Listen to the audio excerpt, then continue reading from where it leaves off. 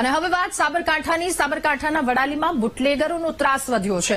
પોલીસે બુટલેગરોને પકડવા માટે કામગીરી હાથ ધરી ત્યારે દારૂ ભરેલી કાર આવવાની બાતમીના પગલે પોલીસે એક કારને રોકવાનો પ્રયાસ કર્યો હતો। જો કે કાર નાકાબંધી તોડી અને જતી રહી, જેના કારણે સ્થળ પર હાજર પોલીસ કર્મચારીઓ પણ ઇજાગ્રસ્ત થયા હતા। કાર મહેસાણા તરફ ભાગી જતા તમામ 4 રસ્તા પર નાકાબંધી કરી દેવાઈ અને 5 થી વધારે કલાક બુટલેગરોની કારનો પીછો કરવામાં આવ્યો।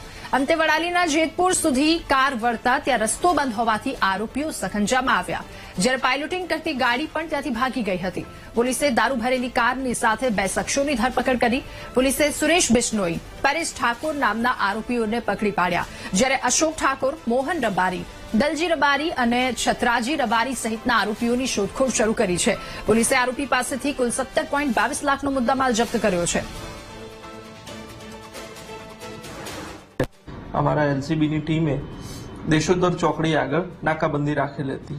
એ દરમિયાન આ જે બાતમી હકીકતવાળી ગાડી હતી એ ત્યાંથી પસાર થતી હતી અને એને બ્લોક કરવા જતાં એ ચાલકે ગાડી ઊભી રાખેલ નહીં અને અમારા કર્મચારી જે લાઠી લઈને ત્યાં બ્લોક કરવા જતા હતા એની પર ચઢાવવાનો પ્રયત્ન કર્યો હતો। એમાં અમારા એલસીબીના કર્મચારી નરસિંહભાઈ વણજારા અને હેડ કોન્સ્ટેબલ વિનોદભાઈને નાની મોટી ઈજા થવા પામેલ છે। ત્યારબાદ જે ગાડી છે એનો અમારા એલસીબીની જે ત્યાં હાજર ટીમ હતી એના દ્વારા પીછો કરવામાં આવ્યો હતો। ઇનોવા કારમાં બેસેલા 2 ઇસમો છે એ ત્યાંથી ભાગવા જતા અમારી એલસીબીની ટીમે એને કોર્ડન કરીને પકડી લીધેલા હતા।